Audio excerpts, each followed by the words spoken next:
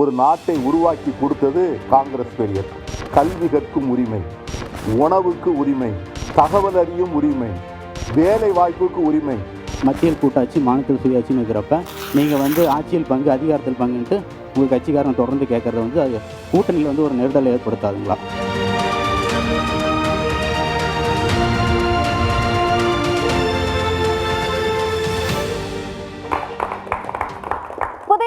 நேயர்களுக்கு வணக்கம். இது அரசியல் பழகு நிகழ்ச்சிக்கு உங்கள் அனைவரையும் அன்போடு வரவேற்கிறோம். இன்று நம்முடைய நிகழ்ச்சிக்கு சிறப்பு விருந்தினராக வந்திருப்பவர் இந்திய தேசிய காங்கிரசினுடைய முக்கியமான குரலாக ஒலிக்கக்கூடியவர், தமிழக சட்டமன்றத்திற்கு 3 முறை சட்டமன்ற உறுப்பினராக தேர்ந்தெடுக்கப்பட்டவரும் மாநிலங்களவை உறுப்பினராக பதவி வகித்தவருமான திரு பீட்டர் அல்போன்ஸ் அவர்களை நம்முடைய அரசியல் பழகு நிகழ்ச்சிக்கு வரவேற்பதில் மிக்க மகிழ்ச்சி. இந்த முதல் பகுதியை பொறுத்த வரைக்கும் நம்முடைய சிறப்பு விருந்தினர் ஒரு தலைப்பில் உரையாற்றுவார். அந்த தலைப்பு என்ன அப்படின்னா, காங்கிரஸ் நேற்று, இன்று, நாளை. இந்திய நாட்டினுடைய வரலாறு 5000 ஆண்டுகளாக நாம் அறிந்த வரலாறாக இருக்கிறது. இந்த நாட்டிலே இருக்கின்ற ஒவ்வொரு குடிமகனுக்கும் தன்னுடைய அரசை தேர்ந்தெடுத்து கொள்ளக்கூடிய சுதந்திரமும் அதிகாரமும் 1947 ஆகஸ்ட் மாதம் 15ஆம் தேதிக்கு பிறகுதான் அந்த உரிமை வாய்க்கப்பெற்றது.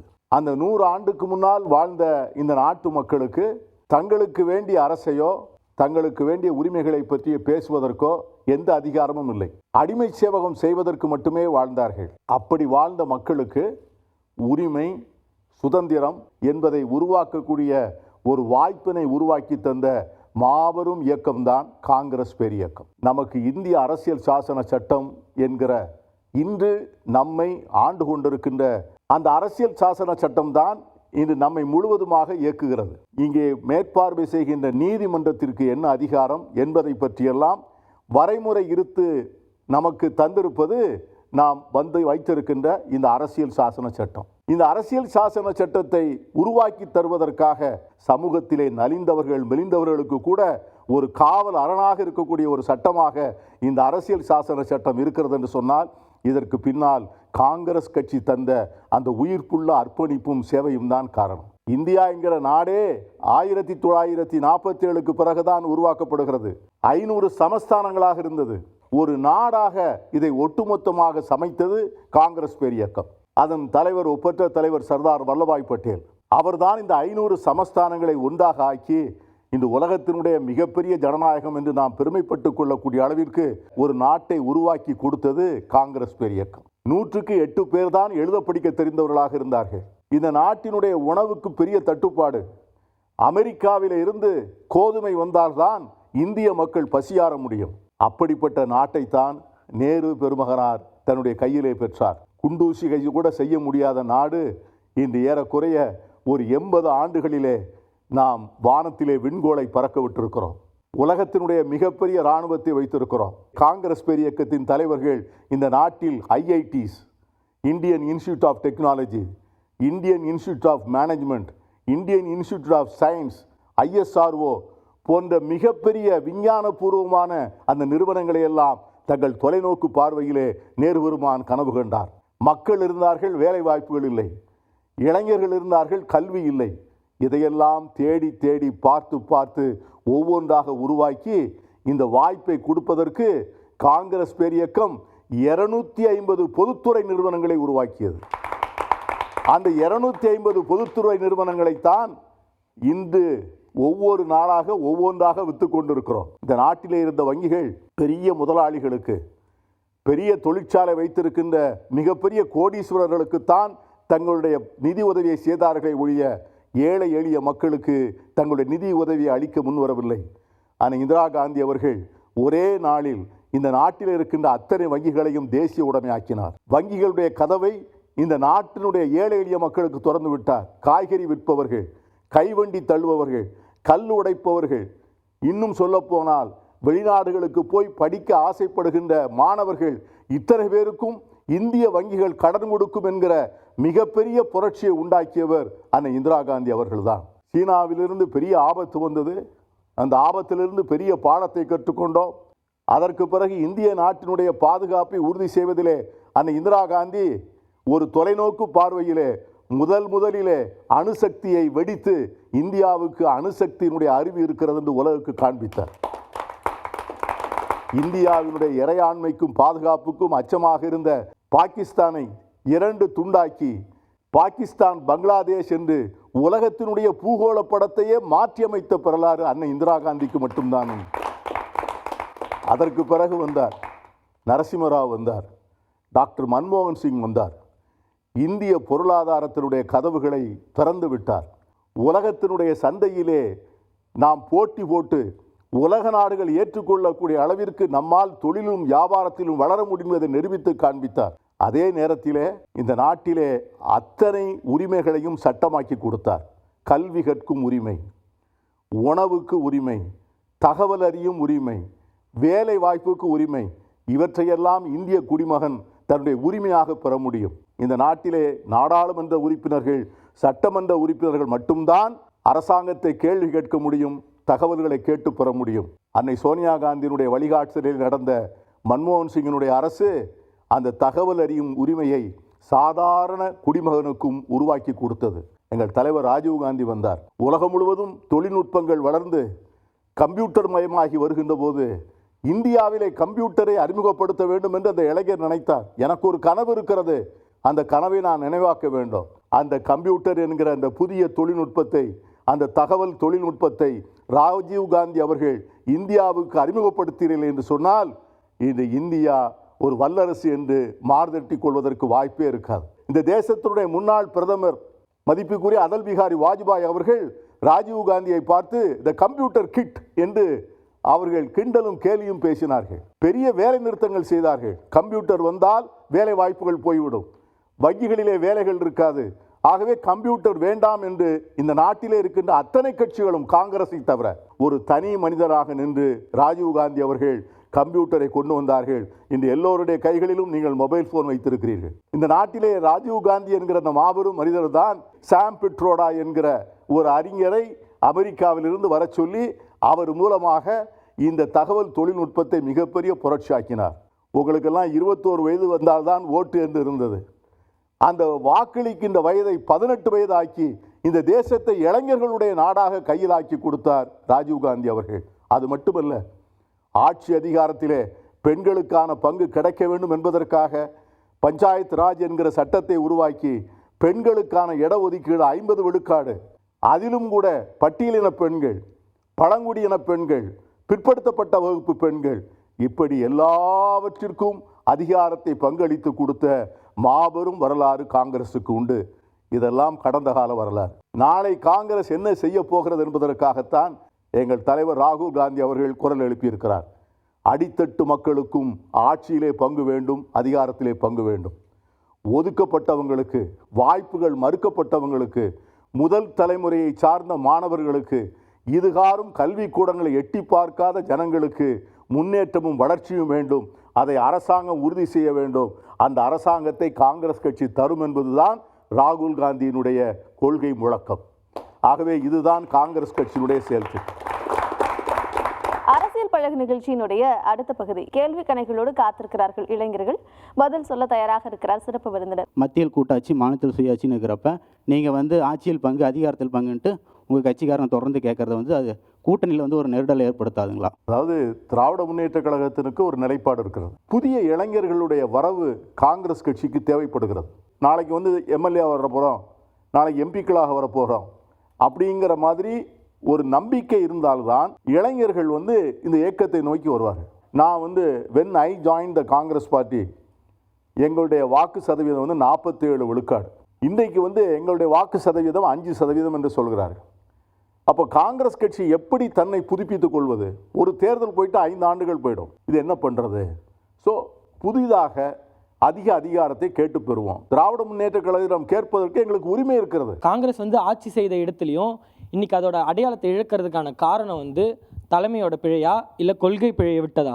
தொடர்ந்து பாராளுமன்றத்தில் வெற்றி பெற்று கொண்டே இருக்கிறோம், ஆட்சி அமைத்து கொண்டே இருக்கிறோம், மாநிலங்களிலே வெற்றி பெறுகிறோம், ஆட்சி அமைக்கிறோம். இளைஞர்களை கொள்கை ரீதியின்பால் ஆர்வமுள்ள இளைஞர்களை அடையாளம் கண்டு அவர்களை இயக்கத்திலே நிறுத்தி அவர்களை உற்சாகப்படுத்துவதற்கான தவறுகளை காங்கிரஸ் செய்துவிட்டது என்பதை உணர்ந்த காரணத்தினால்தான் இன்னும் எங்கள் தலைவர் ராகுல் காந்தி அவர்கள் இந்தியா முழுவதும் கொள்கை சார்புள்ள இளைஞர்களை அடையாளம் கண்டு அவர்களை பதவிகளிலே அமர்த்துகிறார். இன்னைக்கு நாங்கள் வந்து 70 மாவட்ட தலைவர்களை நியமித்திருக்கிறோம். சட்டமன்றத்திற்கு நாடாளுமன்றத்திற்கெல்லாம் இவர்களைத்தான் தேர்ந்தெடுக்க வேண்டும், இந்த வயதில் தான் இவர்களெல்லாம் அனுப்ப வேண்டும் என்று நாங்கள் வந்து நிறைய முயற்சிகளை மேற்கொண்டிருக்கிறோம். நாங்கள் வந்து இப்போ வந்து ஒரு 26,000 கமிட்டிகள் அமைச்சிருக்கிறோம்.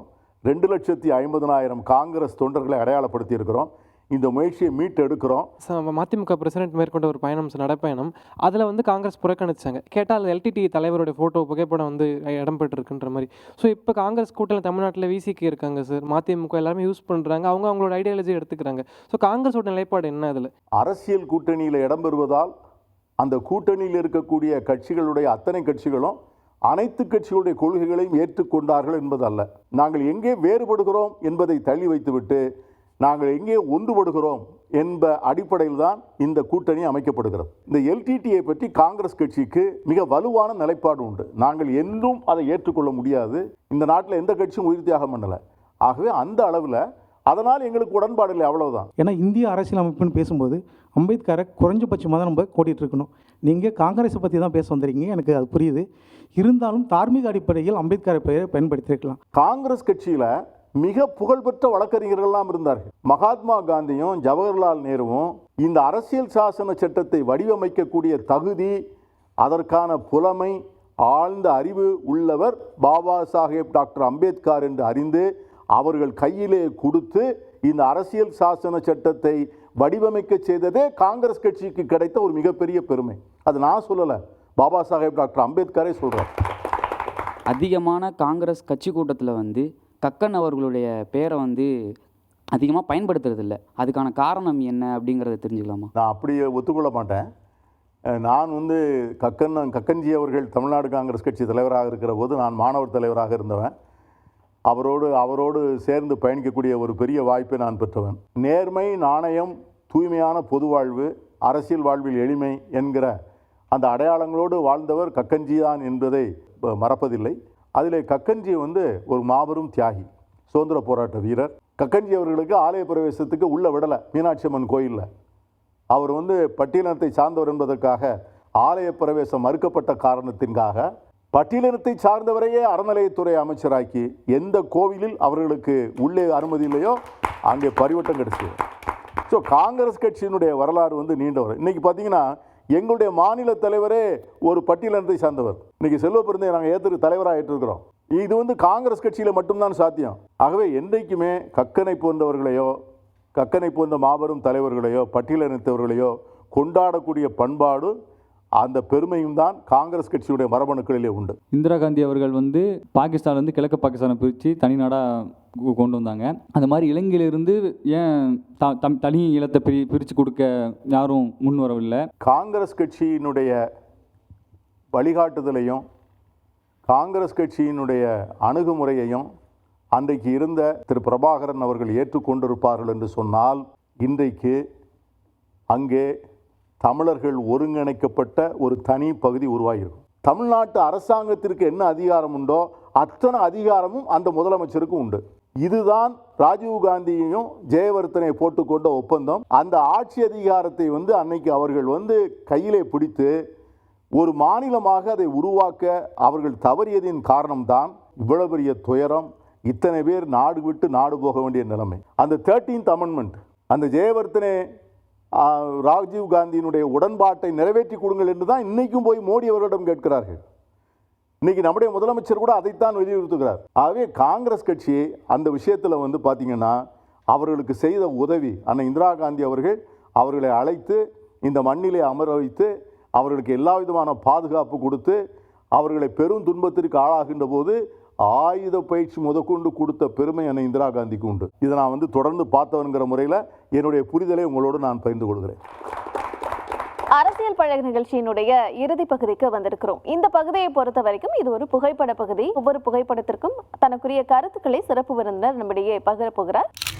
ஜவஹர்லால் நேரு அன்று மதச்சார்பின்மை என்கிற அந்த தத்துவத்தை இந்திய நாட்டுக்கு அவர் அறிமுகப்படுத்திய போது அவரை பலரும் குற்றம் கண்டார்கள். 85 விழுக்காட்டு மக்கள் இந்த தேசத்திலே இந்து மதத்தை சார்ந்தவர்களாக இருந்தாலும் இதை மதச்சார்பற்ற நாடு என்றுதான் இதை அறிவிக்க வேண்டும். மதச்சார்பின்மையை நம்மை வழிநடத்துகின்ற கொள்கையாக வைத்துக்கொள்ள வேண்டும் என்று அன்று நேரு பெருமகனார் அந்த முடிவு எடுத்து அதில் உறுதியாக இல்லை என்று சொன்னால், இன்னும் உலகத்திலே எங்கெல்லாம் மதத்தின் அடிப்படையிலே ஆட்சி நடக்கிறதோ அந்த நாடுகளைப் போல முன்னேற்றம் அடையாத, விஞ்ஞான வளர்ச்சி பெறாத, அறிவியல் பார்வை இல்லாத நாடுகளாக மாறியிருக்கும். இந்த வேற்றுமையில் ஒற்றுமை என்கிற தத்துவத்தை நம்முடைய இரத்தத்திலே தந்தவர் ஜவஹர்லால் நேரு. அந்த மாபெரும் மனிதரை மறக்க முடியாது. ஒரு மிகப்பெரிய ஜனநாயகவாதி.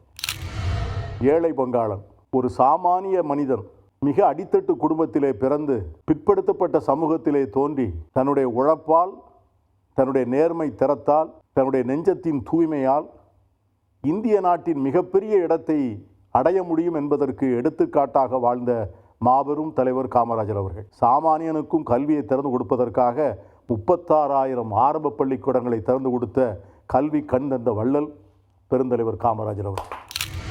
இரும்பு பெண்மணி என்று அழைக்கப்பட்டவர். உலக நாடுகளெல்லாம் அதிசயிக்கக்கூடிய அளவிற்கு 3ஆம் உலக நாடுகளினுடைய அமைப்புக்கு தலைவராக இருந்தவர். வளர்ந்து வருகின்ற நாடாக இருந்தாலும் கூட ஏகாதிபத்திய நாடுகளால் மிரட்டப்பட முடியாது என்பதை உலகுக்கு நிரூபித்தவர். அமெரிக்க குடியரசுத் தலைவரையே சற்று தள்ளி நின்று பார் என்று சொல்லி சவால் விடக்கூடிய அளவிற்கு இரும்பு பெண்மணியாக இருந்தவர். மக்கள் தலைவர் மூப்பனார் பல நேரங்களிலே ஆட்சி அதிகாரமிக்க பதவிகள் தன்னை தேடி வந்த போதிலும் கூட தான் வாழ்நாள் முழுவதும் ஒரு காங்கிரஸ் கட்சியினுடைய தொண்டனாகவே இருப்பேன் என்று தன்னை அடையாளப்படுத்தி கொண்டவர். மிகப்பெரிய பண்பாளர், நேர்மையாளர், எளிமையாளர், கடுஞ்சொல்லற்றவர், காட்சிக்கு எளியவர். வாழ்நாள் முழுவதும் நான் மறக்க முடியாத எங்கள் மாபெரும் தலைவர் மக்கள் தலைவர் ஐயா மூப்பனார் அவர்கள். அன்னை சோனியா காந்தி அவர்கள், இந்த மண் புதிது, இந்த மக்கள் புதிது, இந்த நாடு புதிது, இந்த மொழி புதிது என்ற இந்த சூழ்நிலையில் கூட இந்த தேசத்தினுடைய அத்தனை சூட்சுமங்களையும் புரிந்து கொண்டு இந்த தேசத்தின் மக்களையும் நீண்ட நெடிய காலம் வழிநடத்தி காங்கிரஸ் கட்சி இழந்த பெருமைகளை மீண்டும் கொண்டு வந்து காந்திக்கு பிறகு அந்த பதவி வேண்டாம் என்று மறுத்தவர் அன்னை சோனியா காந்தி. டாக்டர் மன்மோகன் சிங் அவர்களை பிரதமராக்கி அந்த ஆள்கின்ற வாய்ப்பை அவருக்கு பெற்றுக் கொடுத்தவர். இன்றைக்கு நாம் வைத்திருக்கிற உணவுக்கு உரிமை, கல்விக்கு உரிமை, வேலை வாய்ப்புக்கு உரிமை, தகவல் அறியும் உரிமை போன்ற இத்தனை சட்டங்களையும் நடைமுறைப்படுத்துவதற்கு காரணமாக இருந்த ஐக்கிய முற்போக்கு கூட்டணியினுடைய வழிகாட்டுதல் குழுவுக்கு தலைவராக இருந்து அரசாங்கத்திற்கு பரிந்துரை செய்து பெற்றுக் கொடுத்த அன்னை சோனியா காந்தி அவர்கள் ஒரு தியாக திருவிளக்கு. நன்றி சார். மீண்டும் வேறொரு அரசியல் பழகு நிகழ்ச்சியில் வேறொரு விருந்தினரோடு வேறொரு தலைப்போடு சந்திக்கலாம். நன்றி.